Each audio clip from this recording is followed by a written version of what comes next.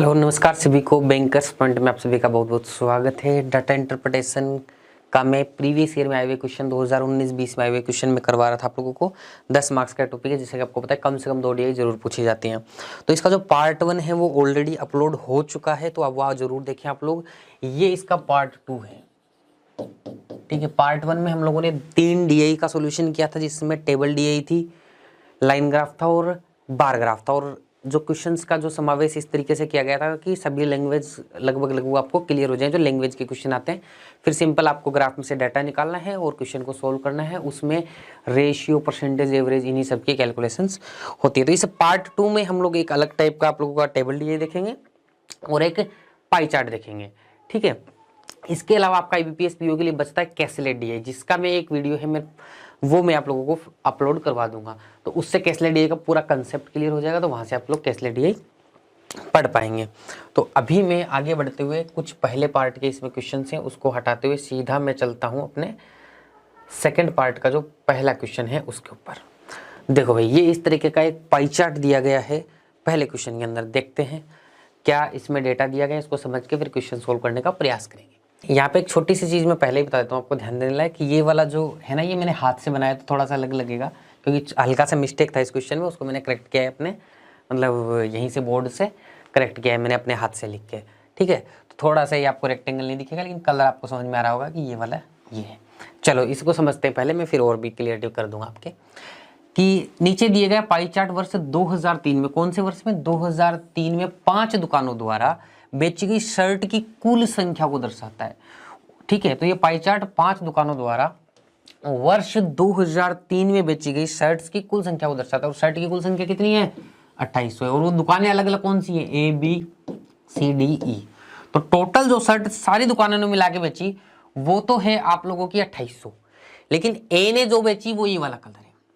तो ए ने कितना परसेंट बेचा, ये 28% लिख रहा है, 28% बेचा। फिर मैं बी की बात करता हूं तो बी ने कितना बेचा, बी ने 10% बेचा। फिर मैं सी की बात करता हूं तो सी ने 14% बेचा। फिर मैं डी की बात करता हूं तो डी ने 32% बेचा। फिर मैं अगर ई की बात करता हूं तो ई ने 16% बेचा। तो ये ई का हर जगह आपको ये कलर ये हाथ से लगा हुआ मिलेगा, ठीक है, क्योंकि थोड़ा सा यहाँ पे मिस्टेक था तो मैंने कलर को उसको ठीक किया है यहाँ पे मिटा के।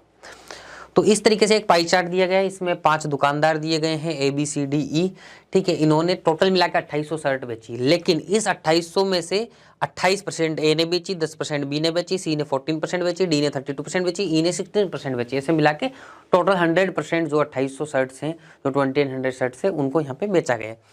अब इसके ऊपर आधारित यहाँ पे क्वेश्चन जानते हैं।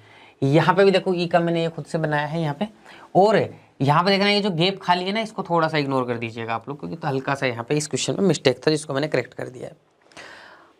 पहले क्वेश्चन के ऊपर आते हैं। पहला क्वेश्चन क्या बोल रहा है, store D sold only 2 type of shirts, formal and casual. Store जो डी है वो 2 टाइप की ही शर्ट बेचता है, कैजुअल और फॉर्मल। तो स्टोर डी कौन सा है, स्टोर डी ये है।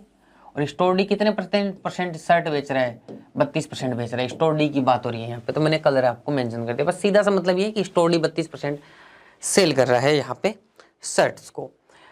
आगे क्वेश्चन बोल रहा है, if the number of formal shirt sold by store D 664, यानी कि जितनी भी टोटल शर्ट बेची हैं आपकी डी ने, उसमें जो फॉर्मल शर्ट्स हैं वो 664 हैं, ठीक है।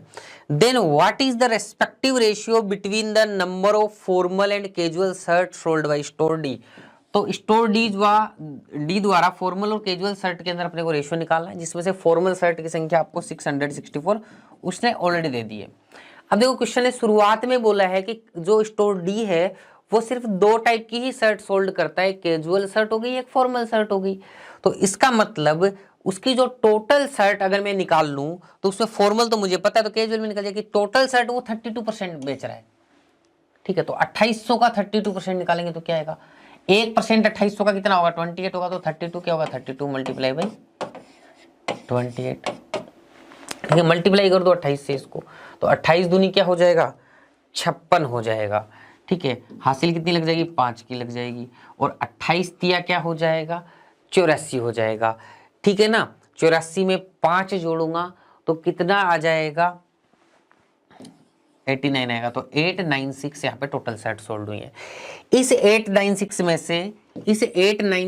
से 664 तो कौन सी शर्ट है, फॉर्मल है, तो कैजुअल शर्ट कितनी आएंगी, ठीक है 232 आएंगी। माइनस कर दिया मैंने दोनों को, टोटल ये थी उसमें से फॉर्मल ये थी तो कैजुअल ये होगी, यहाँ पे 232 आ गया। अब इसको काटा पीटी सी कर लो थोड़ी सी, जिससे भी कट रहा है। 4 से कट रहा है क्या, 4 से कट जाएगा, 8 से तो एक बार 4 से काट लेते हैं, ठीक है 4 एकम 4, 4 6 का 24, 4 6 का 24 है ना, 4 5 20, 4 8 32, ठीक है। अभी और कटेगा मेरे हिसाब से, अभी तो 2 से ही कट सकता, 8 से डायरेक्ट भी कट सकता था। 2 × 16, 2 × 3 6, 2 2 4, 2 9 18, 83:29 यानी ऑप्शन नंबर डी आपका यहाँ पे आंसर हो जाएगा, ठीक है। उम्मीद करता हूँ बहुत ही सिंपल सा क्वेश्चन था, बस 32% निकाला था। तो ऐसे ही पाई चार्ट के क्वेश्चन आते हैं आपके प्री एग्जाम्स के अंदर। चलो नेक्स्ट क्वेश्चन यहाँ पे क्या बोल रहा है, क्वेश्चन ये बोल रहा है कि आपका ये ग्राफ कौन सी ईयर के लिए दिया गया था, 2003 के लिए दिया गया था। क्वेश्चन ने शुरुआत में ही हमें बोल दिया था जब हमने इंस्ट्रक्शन पढ़े थे, तो ये ग्राफ 2003 के लिए है, ठीक है। चलो क्वेश्चन बोल रहा है यदि 2003 और 2004 में स्टोर द्वारा बेची गई, कौन से स्टोर की बात कर रहे हैं भाई, स्टोर सी कर लेना भाई, यहाँ पे स्टोर सी द्वारा बेची गई शर्ट की औसत संख्या 343 है। तो 2004 में स्टोर सी द्वारा बेची गई शर्ट की संख्या 2003 में इसी स्टोर द्वारा बेची गई शर्ट की संख्या से कितने प्रतिशत कम है। तो मुझे एक बात, 2003 में सी ने कितने प्रतिशत यहाँ पर शर्ट बेची है, सी ने कितने प्रतिशत शर्ट बेची है भाई। देखो ये वाली ए का है, ये डाटा बी का है, ये डाटा सी का है। तो सी ने टोटल का 14%, टोटल का कितना परसेंट, 14% शर्ट्स को सोल्ड किया है। तो टोटल का 14% का मतलब सी की जो टोटल सेल्स है 2003 की बात कर रहा हूं मैं, ठीक है। टोटल सेल 2003 की 14% है, किसका 14%, 2800 का। तो 1% की वैल्यू 28 है, तो 14 की कितनी होगी, मल्टीप्लाई बाय 14 कर दो। बहुत ही सिंपल सा क्वेश्चन है, ठीक है। 28 चौक कितना हो जाएगा, 112 हो जाएगा। तो 2 लग गई, 80 लग गई, 11, 28 से कम 28 और 11 कितना हो जाएगा, 39 हो जाएगा। तो 392 टोटल शर्ट यहाँ पे सी बेच रहा है 2003 के अंदर। यहाँ वो बोल रहा है कि 2003 और 4 में उसका एवरेज कितना है, 343। देखो 2003 और 4 में उसका एवरेज 343 है। तो 2003 और 4 में मिला के सी की टोटल शर्ट कितनी बिकी होंगी, 2003 प्लस 2004 में, बताओ कितनी बिकी होंगी, डबल कर दो इसका भाई। 2003 और 4 का एवरेज मुझे दिया गया 343, तो 2003 और 4 में टोटल मिला के कितनी बेची होंगी, 2 का एवरेज दे तो डबल कर दो, सिंपल है, ठीक है ना। तो 686 कितनी बेची होंगी, 686 बेची होंगी। ये इसमें 2003 भी है, 2004 भी। अब सी का सिर्फ अगर मेरे को 2004 का निकालना है तो मैं क्या करूंगा, 686 में से 2003 का माइनस कर दूंगा, 392। अब देखो कई लोग बोलेंगे सर इसको माइनस करने में दिक्कत है, छोटी सी बात, देखो 392 में तो इसको 400 माइनस कर दो, 400 माइनस करोगे तो आपको 286 आएगा। लेकिन आपको ये पता है कि मैंने 8 ज्यादा माइनस कर दिया, तो 8 जोड़ दो इसमें। तो 286 में 8 जोड़ोगे तो कितना आ जाएगा, 294 आ जाएगा, 294 आ जाएगा। ये 2004 का हो गया, शर्ट जो सोल्ड हुई है वो, ये 2003 की हो गई। अब मुझे पूछा क्या गया है, मुझे पूछा गया है what % less than the number of shirt sold by the same store in 2003, ठीक है ना। लेस मोर पूछ रहा है, तो सबसे पहले क्या करेंगे, डिफरेंस निकालेंगे, इसमें और इसमें दोनों में क्या निकालेंगे, डिफरेंस निकालेंगे। तो यहाँ पे देखो 392 में से अगर 292 माइनस करता तो 100 आता, लेकिन 294 कर रहा हूं तो 98 आएगा, तो दोनों का डिफरेंस आ गया 98। अब नीचे की साइड क्या आएगा, उसने लेस देन पूछा है ना, लेस देन। मैंने देखो पिछली जो पार्ट 1 था उसमें बताया था कि स्टोर द्वारा बेची गई शर्ट की संख्या से कितने प्रतिशत कम है, तो कम हमेशा ज्यादा वाले से होता है। तो इसमें ज्यादा क्या है, 392 ज्यादा है, 294 ज्यादा है, 392 ज्यादा है। तो यहाँ पे आ जाएगा 392 गुणा 100। देखो यहाँ पे अगर ऑप्शन से मैं अंदाजा लगाना चाहूंगा ना, तो मेरे को एक आइडिया ये लग रहा है कि ये 400 के पास है, ये 100 के पास है, तो 1/4 बनेगा, तो ये 25% के आसपास आएगा। देखो 25% के आसपास का एक ही ऑप्शन है 25%, सीधा भी आप इसको टिक कर सकते थे। लगभग निकालना चाहे वैसे ही इसने अराउंड कैलकुलेशन पूछी गई होंगी, तो वो भी कोई दिक्कत नहीं है। लेकिन अगर आप 98 की टेबल बोलोगे तो 4 बार ही 392 चला जाएगा। वैसे अंदाजा भी लग रहा था 100 और 400 के आसपास है, ठीक है ना। तो यहाँ से सीधा क्या आ जाएगा, 25% आ जाएगा। ठीक है, तो आपका आंसर क्या आएगा 25%। नेक्स्ट क्वेश्चन पे आ जाते हैं, देखेंगे भाई नेक्स्ट क्वेश्चन क्या बोलना चाह रहे हैं। सिंपल वैसे से ही क्वेश्चन यहाँ पे पूछे जा रहे हैं, वही कैलकुलेशंस करवाई जा रही है। ए और बी द्वारा बेची जाने वाली शर्ट की संख्या के बीच का अंतर कितना है। अब देखो यहाँ पे समझना, ए और बी के द्वारा बेची जाने वाली शर्ट की संख्या के बीच का डिफरेंस क्या है। ए का कौन सा है, बी का कौन सा है, ये ए का रहा, ये बी का रहा। अब आप कई लोग क्या करेंगे, पहले ए की द्वारा बेची गई शर्ट निकालेंगे, फिर बी के द्वारा बेची गई शर्ट निकालेंगे। ये तरीका बिल्कुल गलत है। ये तरीका क्या है, बिल्कुल गलत तरीका है शर्ट्स की संख्या निकालने का। आप क्या करो, ए ने 28% शर्ट बेची है, बी ने 10% शर्ट बेची, इनके बीच में परसेंटेज का डिफरेंस निकालो। परसेंटेज का डिफरेंस कितना है, 18%। तो उनके बीच में 18% निकाल दो 2800 का, वही आप लोगों का शर्ट का डिफरेंस आएगा। परसेंटेज का डिफरेंस को आप ओरिजिनल में संख्या में बदल दोगे तो वो किस में आ जाएगा, ओरिजिनल डिफरेंस में आ जाएगा।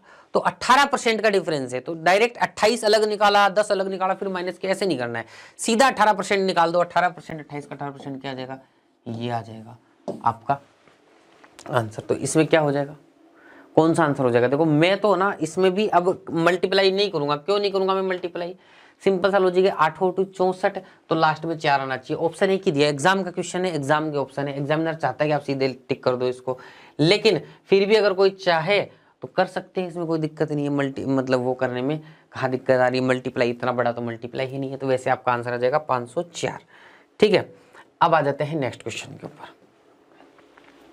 चलिएगा, नेक्स्ट क्वेश्चन यहाँ पे बोल रहा है डी द्वारा बेचे जाने वाले शर्ट की संख्या के लिए केंद्रीय कोण क्या होगा। अब देखो यहाँ पे पाई चार्ट में केंद्रीय कोण का कॉन्सेप्ट क्या होता है मैं बताता हूँ। देखो पाई चार्ट में ये मान लो पूरा एक पाई चार्ट यहाँ पे कुछ भी बना हुआ है, तो आपको एक चीज समझनी होगी, ये पूरा का पूरा परसेंटेज में 100 होता है और एंगल में कितना होता है, पूरा का पूरा 360 डिग्री होता है। तो आपको हमेशा ध्यान में रखना होता है कि 100% की वैल्यू 360 डिग्री है या फिर 360 डिग्री की वैल्यू 100% है। बस इनको उल्टा सीधा बराबर करना है, बस और कुछ दिमाग ही नहीं लगाना है। जो जहां पे जो कॉन्सेप्ट सीखा है सबको भूल जाओ, बस इतना ही आप लोगों को यहाँ पे करना है। अब देखेंगे हम कैसे निकालेंगे। डी द्वारा बेचे जाने वाले शर्ट की संख्या के लिए केंद्रीय कोण क्या है, डी द्वारा। डी का परसेंटेज बताओ कितना है, डी का परसेंटेज कितना है भाई, देखेंगे ये ए का है, ये बी का है, सी का है, डी का है। डी का परसेंटेज कितना है, 32 है। यानी कि मुझे पता है 100% की जो वैल्यू है वो कितनी है, 360 डिग्री है। तो मैं निकालूंगा 1% की वैल्यू कितनी होगी, तो 100 से डिवाइड कर दूंगा। मैं निकालूंगा कि 32% की डिग्री में वैल्यू क्या होगी, तो 32 से मल्टीप्लाई कर दूंगा। सिंपल, ये करना था आप लोगों को, कुछ भी नहीं करना था। 0 से 0 कट जाएगा यहाँ पे, ठीक है ना। यहाँ पे 2 × 5 = 10 आ जाएगा और यहाँ पे 16 दूनी 32 आ जाएगा। अब यहाँ पे कुछ पॉइंटों में आएगी संख्या, तो देख लेते हैं पॉइंटों में क्या आ सकती है, एक अंदाजा सा लगा लेंगे अपन तो, ठीक है ना। तो यहाँ पर 5 से काट देता हूँ, 5 × 15, 5 दूनी 3.2 क्या, 36 को 3 बार मल्टीप्लाई करूंगा तो क्या आ जाएगा भाई, 36 को 3 बार मल्टीप्लाई करूंगा तो 90 + 18 यानी 108 डिग्री। 108 डिग्री के आसपास कुछ आना चाहिए, ठीक है, लेकिन 0.2 से मल्टीप्लाई होगा तो 108 डिग्री तो टोटल आएगा ही आएगा। अब ये 0.2 अगर 36 से मल्टीप्लाई होगा तो 36 को 2 से मल्टीप्लाई करूँ 72, तो 0.2 है तो 7 इधर लग जाएगा, तो यानी कि 7.2 यानी कि 115.2 डिग्री आप लोगों का आंसर आ जाएगा, ऑप्शन नंबर ई। ठीक है, तो देखो मैंने पॉइंटों में वैसे मल्टीप्लाई नहीं किया 32 को 36 के, मैंने सीधा किया 36 को 3 बार करूंगा तो मेरे पास में 108 आएगा, 36 को 2 से करूंगा तो 72 आएगा, लेकिन 0.2 से करना था तो 7.2 हो गया, तो जोड़ दिया दोनों को 115.2 डिग्री आ गया। तो इस तरीके से आपको ये पता होना चाहिए 100% आपका 360 डिग्री के बराबर होता है। इनको इधर उधर लिख के कोई भी डिग्री वाला क्वेश्चन पाई चार्ट में हो सकता है। चलो अब आ जाते हैं नेक्स्ट क्वेश्चन के ऊपर। नेक्स्ट क्वेश्चन यहाँ पे क्या बोल रहा है, ई द्वारा बेची गई शर्टों की संख्या में 2003 से 4 तक 50% की वृद्धि हुई और 2004 से 2005 तक 25% की कमी हुई। 2005 में ई द्वारा बेची गई शर्टों की संख्या कितनी है। ठीक है भाई, ई का कितना प्रतिशत है, ई द्वारा बेची गई शर्टों की संख्या कितनी है, 16% है 2003 के अंदर। ये डाटा कौन सा दिया हुआ है, 2003 के अंदर। तो 2003 में ई द्वारा बेची गई टोटल शर्ट की संख्या कितनी हो जाएगी, 16 × 28, 1% की वैल्यू 28 है तो 16% की वैल्यू, इतनी शर्ट बेचेगा 2003 के अंदर। अब देखो 2003 से 4 में क्या हो रहा है, number of shirt sold by E increase by 50% from 2003 to 2004। 2003 से 4 से जाते जाते तक 50% का इंक्रीज हो जाएगा ई द्वारा बेची गई शर्ट की संख्या, मैंने 50% का इंक्रीज हो जाएगा, इसका 150% निकाल दूं तो इतना ही हो गया होगा। ठीक है, ये 2004 की संख्या आ गई। अब 2005 की बात करते हैं। 2004 से 5 में गए तो 25% का डिक्रीज हो गया। तो ये जो नीचे संख्या लिखी गई है, ये वाली संख्या, ये 2004 में बेची गई शर्टों की संख्या है। 2004 से 5 में जाए तो 25% का डिक्रीज आ रहा है, यानी कि इसका कितना निकाल देंगे, 75% निकाल देंगे। ये लो, इसको सोल्व कर लो, आंसर आ जाएगा आप लोगों का। ठीक है, तो 50 3 2 सिंपल, 25 तिया 75, 25 चौक 100। तो यहां से देखेंगे तो 28 दूनी कितना हो जाएगा, 56 हो जाएगा। ठीक है, तो इन दोनों कंबाइन करके दिया, इसको कितना हो जाएगा, 9 हो जाएगा। ठीक है, तो 6 निम 54, 80 लगी 5 5 नम 45 और 5 50 आ जाएगा। तो यहाँ पे आंसर कितना आ जाएगा आपका, 504 आ जाएगा। Option number A is 504। ठीक है भाई, नेक्स्ट क्वेश्चन के ऊपर चलते हैं। नेक्स्ट क्वेश्चन हमारा एक टेबल डी आ चुका है, पाई चार्ट यहाँ पे कंप्लीट हो चुका है। टेबल डी में देखते हैं, देखो क्या बोला गया है, क्वेश्चन क्या बोल रहा है हमें, ध्यान से देखेंगे। In the table the detail of total number of students in class 10 is given. Total number of student and student in class 10 is given, यानी कि एक स्कूल होगा या कुछ भी कोई संस्था होगी जिसमें टोटल नंबर ऑफ स्टूडेंट और स्टूडेंट इन क्लास 10 ये दिया गया है आप लोगों को यहाँ पे इस टेबल में। ठीक है, तो यहाँ पे 3 स्कूल्स हैं। ठीक है, ए बी और सी। इसमें टोटल नंबर ऑफ स्टूडेंट जिसमें मेल और फीमेल दोनों आ गए, ये हैं। ए में 250 है, बी में 480 है, सी में 360 है। Number of students in class 10, class 10 में जो टोटल स्टूडेंट है वो 48, 64 और 80 है। इसके बाद में number of females in class 10 भी यहाँ पे आप लोगों को दिया गया। 3 डाटा दिए गए, 3 स्कूल हैं, टोटल संख्या दे दी स्टूडेंट्स की, 10th में संख्या दे दी स्टूडेंट की, और 10th में फीमेल्स की संख्या दे दी आप लोगों को। ये आप लोगों का टेबल दिया हुआ है। अब आ जाते हैं पहले प्रश्न के ऊपर कि पहला क्वेश्चन हमें क्या बोल रहा है। पहला क्वेश्चन यहाँ पे ये बोल रहा है कि स्कूल सी में 10वीं कक्षा के अलावा अन्य कक्षाओं में छात्राओं की संख्या 101 है। स्कूल सी में कितने प्रतिशत छात्राएं हैं, ठीक है, ये पूछा गया है। तो स्कूल सी में 10वीं कक्षा के अलावा अन्य कक्षाओं में छात्राओं की संख्या कितनी है, 101 है। 10th क्लास के अलावा 101 है, कौन सी स्कूल सी में। और 10th क्लास में देख लो, 10th क्लास में कितनी है स्कूल सी के अंदर, 25 फीमेल्स हैं। तो टोटल फीमेल निकालने के लिए 10th क्लास में जो फीमेल्स हैं वो इसमें जोड़ दो। 10th क्लास के अलावा जितनी भी क्लासेज हैं सब में मिला के फीमेल 101 है, 101 है। और 10th क्लास में 25 है, तो टोटल मिला के फीमेल कितनी हो गई, 126 हो गई। ठीक है, तो what percent of students in school C are female. तो स्कूल सी में टोटल फीमेल कितने परसेंट है, तो टोटल संख्या निकल गई 126 है। तो टोटल संख्या कितनी है भाई, 360 है। तो 126 स्टूडेंट 360 में से फीमेल है स्कूल सी में, तो परसेंटेज निकाल दो भाई। कहाँ दिक्कत आ रही है, 0 से 0 यहाँ पे हम काट देंगे। ठीक है ना, 4 से काट देते हैं, 4 निम 36। ठीक है ना, ये 2 2 से कट जाएगा अलग अलग, 2 6 का 12, 63 आ जाएगा, 2 पंजो 10, तो 9 37 63 7 पंजो 35, यानी कि 35% आंसर आ जाएगा ऑप्शन नंबर। सिंपल सा लॉजिक था, हमें स्कूल सी में टोटल नंबर ऑफ फीमेल्स की संख्या निकालनी थी। तो 10th की हमें ग्राफ से निकल गई, जो अपना टेबल दिया टेबल से निकल गई, और जो आपकी 10th के अलावा फीमेल्स है वो हमें क्वेश्चन में खुद ने दी हुई है। तो टोटल मिला के हमारा आंसर निकल गया, क्वेश्चन सोल्व हो चुका है। चलो यहाँ पे बोल रहे हैं क्वेश्चन, नेक्स्ट क्वेश्चन देखते हैं। देखो इसमें थोड़ा सा ये मुझे करेक्शन लग रहा है, 100 कैसे हो सकता है। इस 100 को यहाँ पे लिख लेते हैं। 10वीं कक्षा में स्कूल ए और स्कूल बी के छात्रों की संख्या में टोटल मतलब टोटल विद्यार्थी बोलेगा या स्टूडेंट्स बोलेगा। छात्रों का मतलब मेल जो होते हैं उनको छात्र बोलेंगे, छात्राओं का मतलब जो फीमेल को बोलेंगे। तो छात्रों का मतलब टोटल मत समझ लेना यहाँ पे हिंदी के अंदर की संख्या में कितना अंतर है। देखो इंग्लिश में एकदम क्लियर समझ में आएगा। What is the difference between number of male student in class 10th of school A and that of school B. यानी स्कूल ए और बी में जो मेल स्टूडेंट है क्लास 10th के, उसके बीच में डिफरेंस निकालना है। देखो भाई ए और बी के अंदर, अब देखो ए और बी के अंदर में देखो तो टोटल स्टूडेंट की संख्या 48 और 64 है। ठीक है ना, अब देखो फीमेल तो यहाँ पे मुझे 12, 48 टोटल संख्या है, उसमें से 12 फीमेल, तो 10th क्लास में मेल कितने होंगे, 12 माइनस कर दो कितने होंगे, 36 होंगे। यहाँ पे 64 क्या है, 64 मेल प्लस फीमेल है, उसमें से 10 फीमेल हैं तो मेल कितने होंगे 54 होंगे। तो स्कूल ए और बी के अंदर मुझे मेल जो स्टूडेंट्स हैं उनकी संख्या निकल चुकी है। अब मुझे इन दोनों के बीच में क्या निकालना था, डिफरेंस निकालना था। निकाल दो भाई, कितना डिफरेंस आएगा भाई, 28 का डिफरेंस। कितने का आ रहा है, 18 का आ रहा है, सॉरी कितने का डिफरेंस आ रहा है, 18 का डिफरेंस आ रहा है। तो ऑप्शन नंबर यहाँ पे क्या हो जाएगा, बी आंसर हो जाएगा। दोनों को माइनस करें, 54 में से 36 माइनस कर दो, कितना आएगा, 18 आ जाएगा। चलो भाई नेक्स्ट क्वेश्चन। भाई छात्रों कहीं पे लिखा होता है तो कई बार लोग टोटल छात्र समझ लेते हैं, वो नहीं है, ठीक है ना। वो आपको वर्ड का मतलब अच्छे से समझना है, कहीं कंफ्यूज मत हो जाना, कंफ्यूजन के चक्कर में गलत मत कर देना एग्जाम के अंदर। तो यहीं पे समझ लो, ये मेल फीमेल वाला क्वेश्चन भी बहुत बार पूछा जाता है एग्जाम में। स्कूल ए में केवल 3 कक्षाएं हैं, 8वीं 9वीं और 10वीं। स्कूल ए में सिर्फ 3 क्लासेज हैं, 8th 9th और 10th।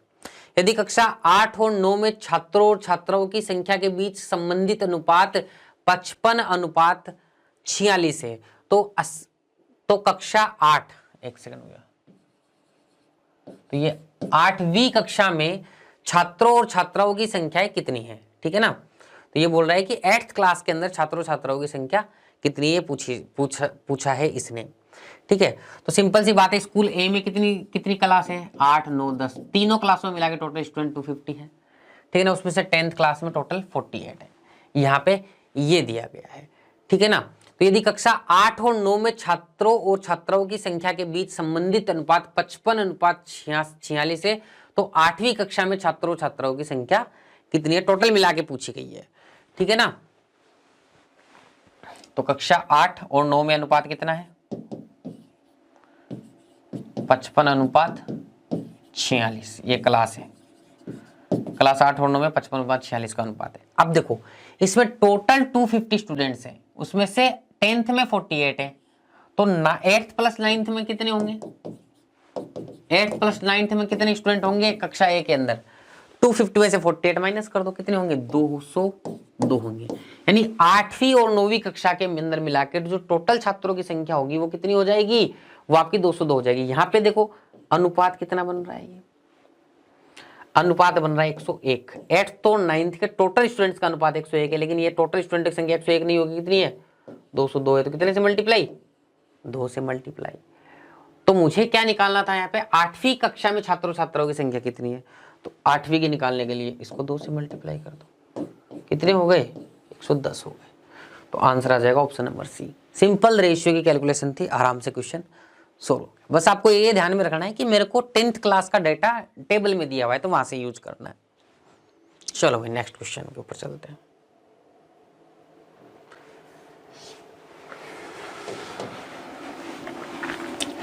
स्कूल बी में कक्षा 10 के अलावा अन्य कक्षाओं में छात्रों छात्राओं की संख्या कक्षा 10 में छात्रों छात्राओं की संख्या से कितने प्रतिशत अधिक है। ये बोल रहा है in school be the number of students in class other than class 10th is what percent more than the number of students in class 10th, ठीक है। तो स्कूल बी की बात कर रहा है, स्कूल बी में 10th क्लास में तो 64 स्टूडेंट है, 10th के अलावा जो क्लासेज होंगी, 10th क्लास में तो ये होगी, बाकी जो क्लासेज होंगे उसमें कितने स्टूडेंट होंगे, 64। इसमें से क्या कर दो, माइनस कर दो, यानी कि 416 स्टूडेंट होंगे, ठीक है ना। तो दोनों का माइनस किया तो 352 आ गया। तो डिफरेंस हमेशा ऊपर नीचे जाएगा, ऊपर लिखा जाएगा। अब पूछा क्या गया है, कितने प्रतिशत अधिक है। अधिक हमेशा किससे होता है, कम वाले से होता है। तो कम वाला क्या है, 10th की संख्या है, 64 नीचे रखो, कुछ झंझट लेने की जरूरत नहीं है। ये लो यहां से थोड़ा सा काट लेते हैं इसको, ठीक है ना। तो यहां से 16 से कट रहा है क्या, देखो 16 दूनी 32, 16 दूनी 32, 16 चौक 64, 4 से काट दो, देखो 2 से ये कट गया, 50 से ये कट गया, तो आपका कितना आ जाएगा, 550 आ गया। आंसर हो जाएगा ऑप्शन नंबर बी 550, ठीक है। तो इस तरीके से यहाँ पे ये परसेंटेज में है भाई वैल्यू, इसके आगे परसेंटेज लगा लेना, ठीक है, 550%। चलो नेक्स्ट क्वेश्चन। चलो भाई क्वेश्चन क्या बोल रहा है, क्वेश्चन यहाँ पे बोल रहा है स्कूल सी की कक्षा 10 में छात्रों और छात्राओं की संख्या और स्कूल बी की सभी कक्षाओं में कुल छात्रों और छात्राओं की संख्या के बीच का अनुपात क्या होगा। What is the respective ratio between the number of students in class 10th of school C and total number of students in all classes together of school B.